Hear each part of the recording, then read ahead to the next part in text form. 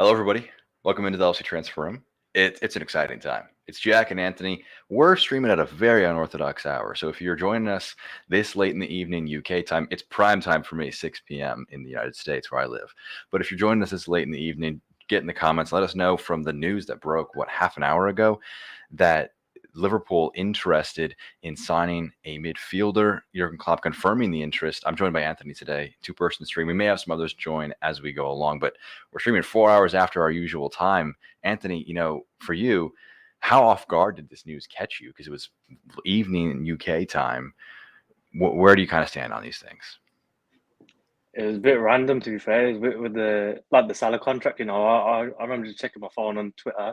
Next thing you know, I see a green emoji from Anfield Talker. Maybe our rivals. I can't really shout them out, but Jurgen Klopp says that he's got it wrong and Liverpool need a new midfielder. Is obviously great news. We've all been begging for one since probably last season, to be fair, but especially this summer.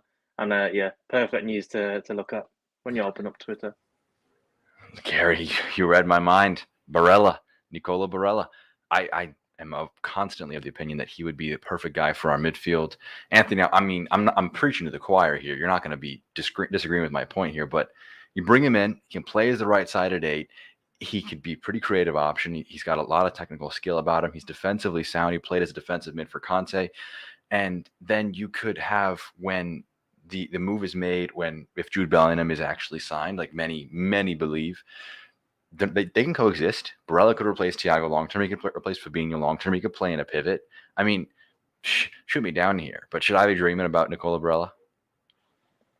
Mate, do what you want. Honestly, like anything could happen with this club. But I've not really seen Barella play too much, to be fair. But it sounds good. Everyone loves him, and I did see an assist from him the other day actually, where I think he chested it. He did a few kick ups and whacked it into the box, and I was like, my God, imagine one of those in the post team. But it's so good. Just that knowing, yeah, like we're linked with these sort of players, and we no longer. We've all obviously we've got to respect the current midfielders, but we just need players like level above, and that's what probably Barella is. And yeah, like it's saying, Barella he could play in different positions, and that's not even counting. We're going to sign Jude Bellingham next season. Like we can't get ahead of ourselves, but we're definitely going to sign 2 midfielders come next season as well. So I just think it's good, and you know what, we don't have to keep worrying about everyone wanting Cater out anymore, Jack. Like because we don't have to rely on him. If he gets injured 1 week, who cares? We've got Barella, we've got Bellingham. Do you know what I mean? So we've got enough depth, and it's perfect. I think, obviously, a really bad start to the season, but I think we can definitely compete on all 4 fronts again. In our streams and guests chat, myself and Richie Slack, one of our podcast hosts, an occasional guy who's on the articles, on the podcast. He's occasionally on the streams as well. I said title's over, man, after those 3 matches, especially if we didn't make any moves. It was especially predicated on if we didn't make any moves, because I just didn't see us in the next 6 weeks without Thiago being able to stay afloat. Like even the match against Bournemouth, I still think it might be a bit of a dodgy one, but maybe there's enough of a bounce that comes in. So for me, it was just a huge thing. This is a great question by Anise, and I'm sure we'll answer it multiple times as we kind of try and process this news. Is Jurgen making this kind of statement unless they have someone pretty advanced? Because it feels like this is the kind of thing where maybe he's trying to unsettle somebody out there. From the Jurgen side of things, if this is a tactical announcement of the news, where do you see it coming, Anthony, in terms of where he stands? You know what? Everything's always difficult to sort of judge with Klopp, but I think not. I genuinely don't know. I'm hoping we've already got someone sort of already done and don't have to worry about it. But like sort of wait till the end of the window to sign someone. But I think I don't know. I don't know what to say, Jack. Honestly, because we've seen it with the Carvalho deal, where they sort of took too long and it went over the window. So I'm not sure, man. Like, hopefully, like Anise is right, and we do have someone lined up already. And I'm not sure if a deal would have already been agreed. Obviously, the news just broke, and I think there was someone saying not Michael Edwards, what's the name? Julian Ward, Yep. Someone else, and Klopp are in constant communication now about signing a midfielder. So I assume we're still looking for one, and who knows, man? There's a few options out there. Obviously, we've already lost out on Nunes. But there's a few names that are floating around. De Jong, the Brighton one. How do you pronounce his name? Caicedo. Caicedo. Uh, who's it? Barella. Sorry. Yep. You know, you never know. Anything could happen. No, I think I saw a few more links from Bundesliga clubs, but yeah, I'm not as optimistic as you, and so I don't think anyone's already wrapped up. Yeah, I Louis, Debbie Downer. Louis, what are you doing here? You're speaking facts to me. You're speaking truth to me. No, I Frankie, I think would be a really, really nice option in the midfield. I think him as a right-sided 8, that'd be nice. He doesn't have that physical element, but he would have a technical skill that's just unmatched, I think. But again, Anthony, I mean, it just seems like the wage is just knocking out of discussion. That's all we need, though. You know, like I know we could talk about what's a Klopp midfielder? Someone who presses, you can do all this aggressive tackles and stuff. But look, man, we just need to control the ball, and we saw it against Man United. Those players, they get sort of put out the match, and when you got players who can actually pass the ball, like Ericsson, Martinez did a good job. They could pass around our midfield, and that's why De Jong got help, and that's why Thiago does so well. You know, there's question marks about him, or is he a proper presser and stuff like this? He's a bit slow defensively, but he's our best midfielder, and he's one of the best midfielders in the world. But yeah, it's interesting to see who will sign. Like it could be a typical Klopp midfielder, or it could be De Jong. But Louis did point out his wages, but I'm more hopeful that we can sort of bring it a bit down. But anything's an upgrade on what we've got, so it doesn't really matter too much. Indeed. If you're just now joining us and you're interested in what's kind of broken in the last half hour to an hour, it was revealed that Jurgen Klopp has said, yes, I am the one who said we don't need a midfielder, and you were all right and I was wrong. Now we are going for midfielder. We will do something, but it has to be the right one. Right one is a pretty loose term. It's pretty wide. It could be from anywhere from Sander Berg of Sheffield United to Frankie de Jong of Barcelona. That you could make the argument that that's the right one. Anthony, if you had to predict, you don't have to predict the person. Predict the amount of game time they will have in their first season. Let's assume that just a midfielder has been signed. How much are they playing in their first year? It depends on who we sign, though. I think that's the thing. But I reckon 25 plus matches in the league is all right. But yeah, it just depends on the quality of the signing, and I guess if it works out for them. In the comments, let us know any players that you want to see. There's the obvious ones, Moises Caicedo, Frankie de Jong, who have been kind of tossed around. Anthony, I'll ask you this. Where do you land on the Indy Kyla trust of his news sphere? Because some people live and die by the guy. I'm like, he's a meme. That's where I kind of land. I'll read his tweet before I kind of push, like, making you have to pick something. But he again, Indy Kyla, debatable what kind of source he is. He said Jurgen Klopp wants Frankie de Jong first choice, official bid incoming. Yuri Tielemans or Moises Caicedo second choice. Also, Conrad Lamer has been mentioned, and he said good night, long day tomorrow. Let us know in the comments if you like any of those guys or any other guys. Are you believing Indy? Are you team Indy, Anthony? I'm surprised anyone still is, mate. Honestly, like I think he just growed his page up from being a meme to the point where people who didn't know him still just recognize him as an actual journalist now. Like, just believe anything he says. He's one of those, where they'll get one right out of about 1,000 tweets, just because they constantly tweet. They'll tweet so many different stuff. They're bound to get one right in it, and everyone will be like, "This guy's reliable." And it's same with that Ivan Schwatkov guy. You know, Schwatkov, yeah. That guy I have a vendetta against. He tweeted, if you don't see Danjuma, I don't know if he said and or, but he said Danjuma or Saul in a Liverpool kit, he's going to deactivate. That dude sells a Twitter page. That dude is a fraud. I hate him. Do not listen to Schwatkov. Indy, maybe. But let us know in the comments any players. Anthony, I'm making you rate these transfers out of 10 if we sign these players. All right. Luka Sucic. I don't know a ton about him. Never He's a midfielder. He's been midfielder. I don't know who he is. I know who he is, but I don't know who. I've never watched him play. Sorry. Yeah, exactly. That's the kind of one where it would be weird if we signed him so late, because it's not like his availability changed much. It was just we were pushed to sign him. Ross is Keita, Ox, and Milner out. I think the middle name is the one that we take exception with there.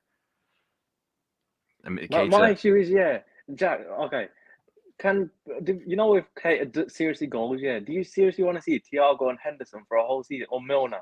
Like it doesn't make sense to me. Like I'd rather genuinely see a bit of a small quality drop off. He can come in whenever he wants, and still he was starting regularly actually last season. So I'm not having any more Keita out. I think, but I do think if he shouldn't be starting for us if we have consistent midfielders like we have one now, and if we do get Bellingham, then I think those two are the starters. Then Thiago and Keita could rotate with them. So it's like you're not losing much quality if we comparison to putting in Milner or Henderson.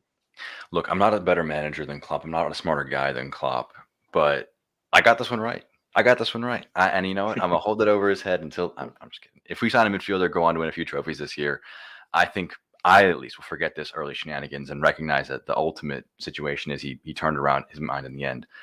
But you mentioned if Keita just becomes the backup for Thiago, our depth is not perfect. It could be better, obviously. Always could be better. But it just becomes so much better with one signing.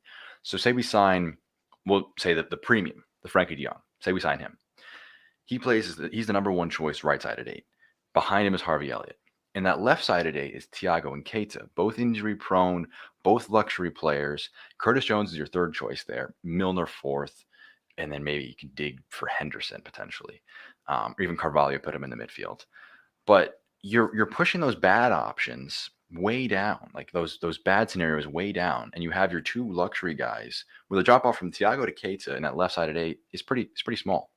And then Fabinho as your defensive mid has Henderson and Milner as his backups, and maybe even I don't even know how to say it's Bajcetic, the young guy who looked good. Yeah, I know. Yeah. he then could become, fourth choice there. So you're not, and then your depth all of a sudden goes from cataclysmic, like it is right now, to, okay, this actually, it might be so like neutral that it doesn't cost us anything. It just is a case of can we build off of it? Do you think Keita goes, Anthony, like going in the cynical, like looking at things mind, do you think he ends up going this window? This window, I don't think he goes this window, but I feel like it's 50-50 next summer. He has to perform this season, otherwise it's a bit like you're not really contributing anymore. And there's other players available who can contribute. But if we do lose Keita, it'll be 3 midfielders on next season who's leaving. So obviously with Elliott and Carvalho, they're still young, so they can make an impact. And Jones as well. To be fair, I think I think the same with Jones as well. If he doesn't perform this season, that he's maybe got one more season where you have to question him, but he's not really shown that sort of consistency. He's definitely got quality, but consistency. But yeah, I think Keita stay. I think he'll renew his contract. To be fair, obviously the stuff came out about his agent saying he wants, what was it? He wants to leave because he wants more game time, whatever. But surely you're like that self-aware. You're injury prone, or like you can't demand game time, but obviously, you still understand it. He was fit against Palace, was it? And Milner was still starting ahead of him. But exactly. Yeah, I reckon he'll renew. The thing with Keita, though, and that news and why I was cynical of it is why is there not a platform for him here at Liverpool to take a starting job? Like, this midfield is as bad for a top club as it could get anywhere else. So any club he goes to that is not a major downgrade, he's not playing. He's not seeing the light of day. He's firmly in their basement. And I think Khaled makes a good point here. And I'm not saying that Thiago's a luxury style player, but he's a player where when you get him when he's not injured, it's a luxury to have him. You don't have to be so reliant on your team to have him, or you're, tossed to the wayside. Fabian Ruiz, another interesting guy. Him, Conrad Lamer, kind of in that group of a year left on the contract. Interesting future. Well, how old is Ruiz? He's the kind of guy who's always been linked for a move elsewhere. But I think I'm pulling up the classic. How do his FB ref stats look? And they look quite nice. He's 26. Yeah, he's the kind of guy who's pretty solid. Ndidi, I think too defensive. He's a DM. You can move to a pivot in that side. I'm not sure if I'm digging this one. Pranav, I've got a question actually. Go ahead. So from Leicester as well, keeping on that same point, likewise with you two, although I still think we need 2 midfielders anyway. I thought Fabinho needs cover. People could say Henderson could play that role, but that Man United performance has just put me off him. But Tielemans, yeah. What's your sort of stance on him? I'm not sold on him. I don't think he's good enough. But I don't think he lands in the bracket of the right player. Like, he's a good player. I'm not saying he's a bad player, but I just don't think that he can, like, I just don't think he lands in the, like, if genuinely our scouts come away with Tielemans is the guy based on price, based on fit, after all this summer, it's clear that it was just a fitness thing. It was just like they got too many injuries and they couldn't afford to push it off anymore, you know? So I don't know. I'm not in the camp of Tielemans being the right signing. If we signed him, he would not be bad. He would help us. He would be a better option than what we have currently. But if that's the standard, just better than we currently have, like we have, that a lot of players fall into that search bracket. Now there's if you go to our Twitter, we'll have live updates there for you as well. LFC Transfer Room on Twitter. David Maddock reporting that there has been suggestions of interest in Brighton's midfielder Moises Caicedo and even Barcelona's Frankie de Jong. This isn't the Indy Kylos of the world. Maddock's not a terrible source. He's an all right source. I'm not saying get your de Jong 21 on the back. Who's our 21? Is Kostas got 21 on his back? I think it is, right? Yeah, I was about to say Chamberlain, but no, he's 15, I think, right? I'm looking it up. Oh, Chamberlain used to be 21, didn't he? I think. Someone let me know in the comments if I'm just completely spacing this. Yeah, it is Kostas. We're not displacing good old Kostas' number. I mean, if Keita goes, he takes the 8. Maybe he takes the 10. I don't know. I'm worried too much about jersey numbers. But yeah, and then Kris Bascom as well reporting that Jurgen Klopp has held a find a midfielder conference with his scouts in an attempt to reverse Liverpool's slow start to the season. Yeah, no, there's a good tweet as well. It's from LFC Transfer. It says PSG's Leandro Paredes is possibly considered too old at 28. Thank you. Husam Aouar was once a hot candidate, but Klopp did insist that he will stick to one of his original stipulations, that he won't just buy for the sake of it. I like that. I like that tweet a lot. I'm going to like that tweet. Go like that tweet on the Twitter. Paredes, I was of the camp. He's okay. He might be better than we have, but like, do I want to see him play for us? No, not really. Like in a vacuum, no, I wouldn't think he's up to the standard. And Aouar, I agree, is just don't buy him just for the sake of it. There's a reason why he hasn't had that move that he's wanted for so long. Fabian Ruiz tweeted by the page as well is a very, very interesting one as well. And look, I'm going to scroll up a little bit because I want to try and dig this out. But and while you're here, make sure you like and subscribe to the channel. We're going to have streams all week long. Obviously, this won't be resolved tonight, but if you subscribe to the channel, if we do sign a player, that notification will be hitting your inbox immediately. I'm trying to find the comment, but I'm struggling. Here it is from Pranav. This is why I'm pushing Team de Jong, because if we sign Frankie, Bernardo Silva might make a move to Barcelona. And then not only does that significantly weaken Man City by having a player that I hate playing against being removed from their side, we get a great player. Granted, it's still a very, very long shot. But yeah, and this is, if you were on our spaces and you just joined, this is a point that, Charlie made frequently, that look at these midfielders, especially Brendan Aronson. For me, being American, I would love to see him in our midfield. I thought he looked phenomenal for Leeds against Chelsea in that last match. These players that we've passed on that would have been more than happy to join Liverpool have been passed up. This is, I think, let's talk about the transfer recruitment sense, Anthony. Has this been a mistake, to wait so late in the window? Definitely. I think everyone could see it, and it should have been done last summer, but obviously can't keep crying about the past. But in the present, like, they identified Tchouaméni, he took too long for him. He went to Real Madrid, and they just took a whole month. I don't understand why it takes 3 games for the whole recruitment team to recognise, oh, maybe we do need a midfielder. Like, this should have been identified before, and like, surely, Kate, because I've got an issue, yeah, because everyone can say, oh, well, it's not the owner's fault or whatever. My issue is now, if all these players, imagine all our midfielders did stay fit throughout this whole window, they wouldn't be wanting to sign in the midfielder. The only reason I want one, and we would have had all those problems going into the next season up till probably January, if we would have signed one. But it shouldn't take 3 matches for them to realise we need to sign someone. But like you're saying, the point about the recruitment team, it does make you think. I remember I was crying on streams and I was on about like how I don't understand how you only identify one or two players as your only like options. There's like that comment just brought up about 5 or 6 different names, and it's like Yeah, Matthias Nunes was the main one, man. I'm like he should be in the Liverpool shirt, man, not that Wolves one, but yeah. maybe next summer. Neves is out of contract as well, next summer. So I know I have a sneaky Really? suspicion we're going to go after him. To be fair, especially if he's free, I guess everyone will as well. To be fair, but I think Neves next summer. I should focus on this summer. To be fair, but mate, De Jong, it brought a smile to my face. This club, they just come out with some magic news sometimes, aren't they? Oh my God!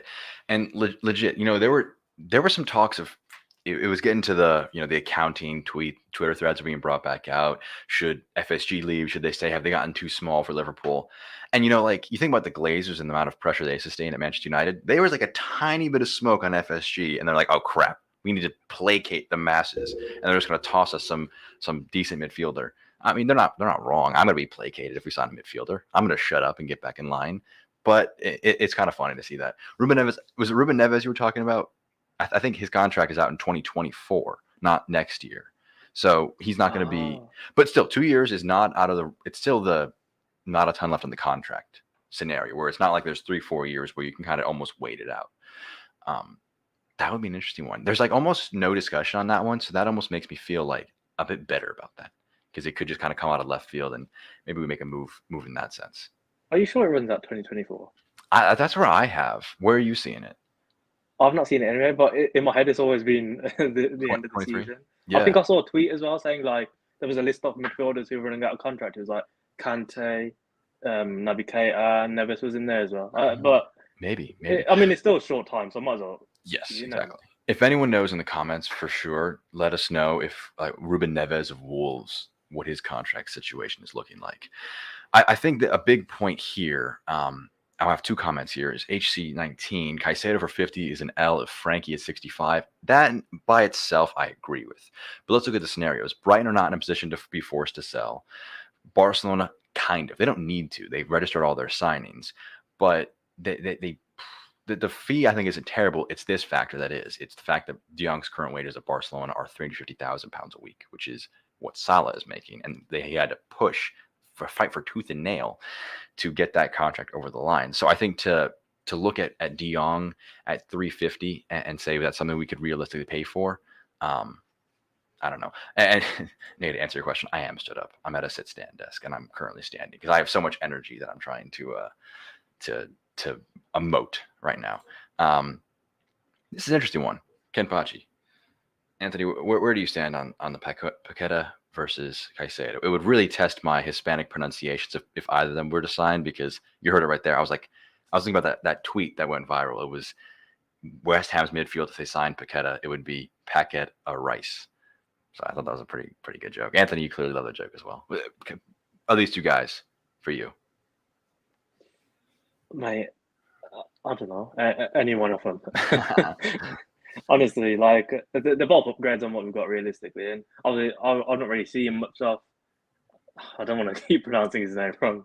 So Caicedo. Caicedo. I'm really good at pronouncing Caicedo. Yeah, there you are. Right. Okay, there you are. When he played against Man United, mate, those sort of players they just creep up, and I love watching them play. But with Pickett, he's gone to West Ham, isn't he? Yeah.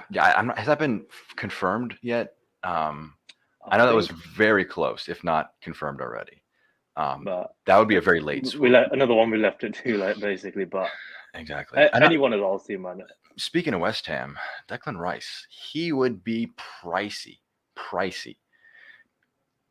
I don't think he'd be bad, but I think for like what would be 100 million plus, like he'd be a 9-figure signing, like English record signing if we signed him. For me, no. Anthony, is there any love for Rice in your heart, like the player Rice? Yeah, I saw a tweet about this. Yeah, I could pose this question to you. To be fair, would you rather take Declan Rice or Jude Bellingham? Because Rice obviously could play. Really? Yeah. I had a long thinking. I'm thinking Bellingham's not even prem proof. He's not even like. Obviously, he's proven as popular. Don't get me wrong, but he's not like. He's guaranteed to be one of the world's best. We're just hopeful of it, and yeah, obviously Klopp can work his magic with some young players, but we hope we could do the same for Bellingham. But I think Rice is prem proven. I wouldn't say he's proved it on a European stage. I'm not sure if Conference League counts, or was it Europa League? I'm not sure if that counts, but he could play defensive midfield. He could play midfield. So he could cover Fabinho. So yeah, I'd take Declan Rice, but I don't think West Ham are going to sell this late in the window, are they? Debo makes an interesting point here. Gavi was heavily linked earlier on in the window, and then kind of the rumors went away when it seemed that he was close to signing a new contract with Barcelona. I don't think he signed a new contract. I think he still has like a 35 million euro or pound release clause. But whatever it is, it's right in our wheelhouse of what we like to pay.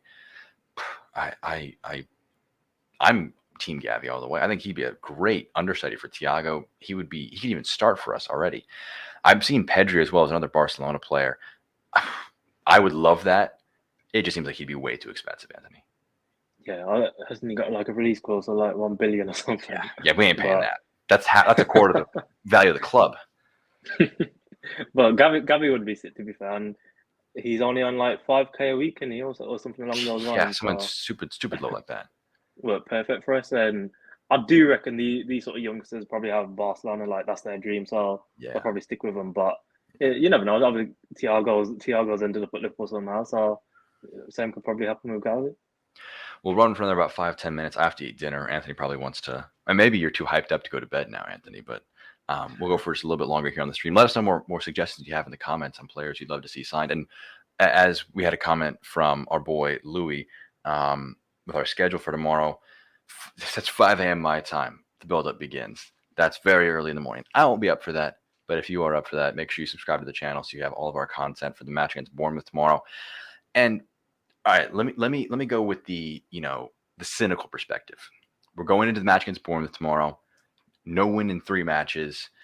There's gonna be a lot of unrest, uneasiness about things, and just even the news the day before the match. I think we'll kind of placate the fans for this coming match, and there'll be less criticism, I think, leveled at the team based on the fact that we're supposedly looking for a midfielder. Is there any cynicism in your heart for the timing of this news, Anthony? What was the question? Sorry. I'm thinking about like the PR aspect of things for FSG. Oh, okay. Choosing right now to release this news. I mean,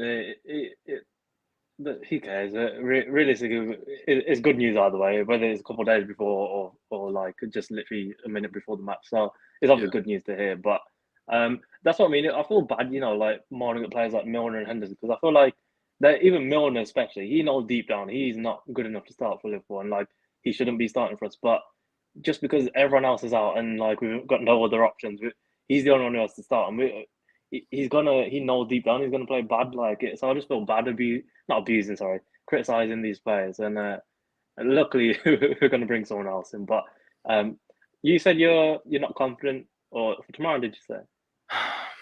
Do you think we should go with 4-2-3-1? I think Fabinho should start regardless. I think Fabinho is a must start in this match. I think Elliott is also a must start, and I don't really see a great 4-2-3-1 that maybe you could play Elliott on the right, Firmino to the 10, and Salah up front, maybe, and then like a pivot of Henderson and Fabinho. That wouldn't be terrible, I don't think. But I just don't see Klopp changing things up. I've said this in our chat many times. Like, if no center backs for half a season didn't cause us to get rid of the high line, the pressing system, and change things up a bit, what is to force him to change that up? He just has his players. He has them taught this way, and that's how he's going to live or die. I would be stunned if that was the case, personally. I'm sure it could happen, but for me, I think we've seen it in the past. Was it against Fulham when Shaqiri played? I keep saying Shaqiri played in the 10. I'm not sure if he did, or someone played in that 10. He was some sort of advanced midfielder. I think it was Shaqiri. I think it was. Yeah, I can't imagine Shaqiri playing central midfield for us, but you never know. Actually, I think hopefully sort of dismantle Fulham, Bournemouth, and we couldn't dismantle Fulham. But yeah, I reckon 4-4-1. That's my prediction. But I saw Jen in the comments was saying 6-0. And a few like pessimistic 1-0s, and I saw a 1-1 draw as well. What's happened to this club, man? We were competing for quadruple like a few months ago. I saw a video of our celebrations after the Community Shield, and I was like, man, after the Community Shield, I thought we were winning it all. I thought this team was like Darwin, Thiago was fit. And I mean, Nunes is going to be like a new signing when he comes back because we've seen like a taste of him, but I hope he comes back with a vengeance, man. Let us know in the comments the predictions for the match tomorrow because there is a match, which sometimes is crazy that it's like transfer news with the occasional match sprinkled in that actually adds some context to the transfers. So you had 4-1, Anthony. I'm not that confident, man. I'm saying like 2-1. I'm saying they're making us sweat for that first win. Oh, you know what? Because was it Scott Parker, the last team to beat us at Anfield as well? But you know, the problem is you never know with the team. It could be like they could be in for a really like a tough match, and it will just be a 1-0 or 2-1 match, or it could be we'll just dismantle them. But Yeah. I'm keeping the optimism, and I did say we're going to go invincible at the beginning of the season, but that's obviously not happened. So No, not anymore. Sad. I can't believe we lost to United, man. That still just stabs me in the heart. Sometimes I'll just see anything about United. Usually it was such a meme to see anything about Manchester United. Now when I see it, I just get stabbed in the heart that this team beat us. This team beat us. That just hurts. it's not even like it's Man United, like as in our rivals. It's just they're so bad as a team, isn't it? It's like it's generally like losing to a relegation team. It feels like it's going to cost us towards the end of the Premier League campaign, but hopefully it doesn't. But those sort of matches doing it. Yeah, no, I look, the nightmare scenario for me is we have a great match. This is not a nightmare scenario that we have a good match against Bournemouth, but we have a good match against Bournemouth, and the players in the shopping room window, like Henderson, Milner, and Elliott in particular, that's the midfield three, and they absolutely boss it. Milner and Henderson look like they're 10 years younger, and then they were like, oh, we're fine. We don't need any more signings. You saw it. We beat Bournemouth. Our midfield is great. We're fine. That's the nightmare scenario where we just ignore the last 3 matches of midfield struggle. Yeah. Could Klopp back himself up again, Anthony? Could he? If a midfielder like Henderson or maybe even Badge, what is it? Badge-Setic? That's how it's spelled, isn't it? But the J feels like I heard Charlie say Bajetic. Bajetic? Hopefully, you know, yeah. If someone in the comments can help with the pronunciation. That would be great if we had a phonetic spelling to that. Could there be the nightmare scenario where we look good for one match and we run this back, we backtrack on this? I don't think so. I think the fact we're even considering like starting a 17-year-old, it says it all. Like we shouldn't be relying on such even Carvalho. Like Carvalho, Elliott, Bajetic. We shouldn't be relying on 3 youngsters to start for like a Premier League contending side. And obviously, if they're good enough, then you're old enough. But not like so early on, and considering they've not really been together and so on. But the one thing that does get me is when he says we won't sign someone unless it's he didn't say that. He said only if they're the right midfielder. Mm-hmm. And then I reckon that could be used as an excuse if we don't sign someone, then he'll just say, "Oh well, the right midfielder weren't available." But yeah, then I'd be mad because we passed on many of them. The most recent tweet from the LFC transfer room makes me feel a certain way. Liverpool have been heavily linked with the likes of Borussia Dortmund's Jude Bellingham, Inter Milan's Nicola Barella, Brighton's Moises Caicedo of late, as well as long-term Manchester United and Chelsea target Frankie de Jong. All 4 of those transfers are 10 out of 10 if they were to happen this window. And as I may even butcher this phonetic pronunciation, but Bacetic. But we still can't pronounce it. I see. Yeah, a bit of a lost cause, Anthony. Thank you everyone for tuning in here. I think we'll wrap it up here with in just a second. Make sure you subscribe to the channel if you haven't already. Prediction: midfielder that we do sign. Anthony is who? Frankie de Jong. That's your prediction. I don't want to just say a general one. Just might as well say de Jong. I was gonna say Moises Caicedo because I think that's the one that's kind of caught some smoke a bit late on. Maybe he just put himself in the shopping room window late on.